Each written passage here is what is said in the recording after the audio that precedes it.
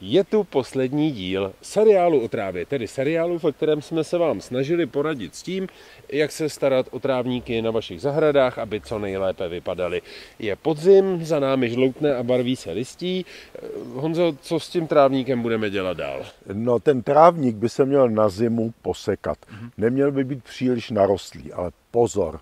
Po posekání by měl mít ještě čas, aby trošičku obrostl. Protože právě ty trávy, které mírně obrostou, lépe přezimují a ten trávník jako takový je připravený do zimy. Ale rozhodně nebudeme nechávat třeba 20 cm trávu, jak někdy vidíme, s tím, že na jaře ji pak vyčešeme.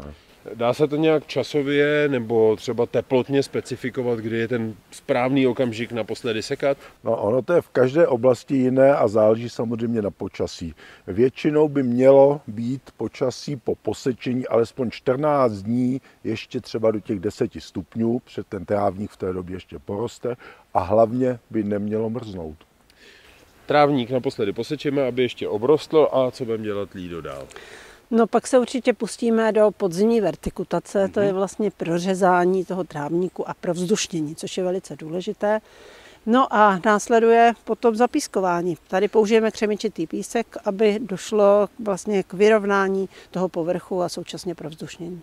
Doplním jenom jednu drobnost, samozřejmě po vertikutaci zbylý materiál, vyčesaný materiál, listí a tak dále pozbíráme. Zapískujeme a to je všechno? No to není všechno, protože ten písek tam má význam nejenom z důvodu, aby se ten trávník v zimním období příliš nepřemokřoval, ale v oblastech, kde se vyskytuje plíseň sněžná, ta je v jarním období, tak je zde vlastně ta vhodná doba na to udělat ošetření. Jsou na to vhodné chemické fungicidy, takže jednoduše se plocha prostě ošetří fungicidem proti plísni sněžné. Protože na jaře, až se objeví, tak dělat ošetření, to už je opravdu pozdě. No. A to je asi všechno. Co? Ale vůbec Já ne. si myslím, že ne. Určitě. Aha, ne. Tamhle máme ještě okrasný trávník. A tamhle nám zbyly zbytky okrasného trávníku. Tak co s tím, to asi posečem, ne? Nebo? No, buď ho můžeme posekat ještě v tuto dobu, ale protože přeci jenom tady už by se dalo říct vegetace končí, tak já už bych tady asi v tomhletom případě asi ponechala ten stávající stav a nechala to na jaro, kdy určitě musíme taky počkat, aby se všechny ty rostliny vysemenily a aby ten trávník zase ten příští rok vypadal hezky, tak jako tomu bylo letos. Takže z toho důvodu radši ponechat a všechny úpravy udělat až na jaře. Dobře.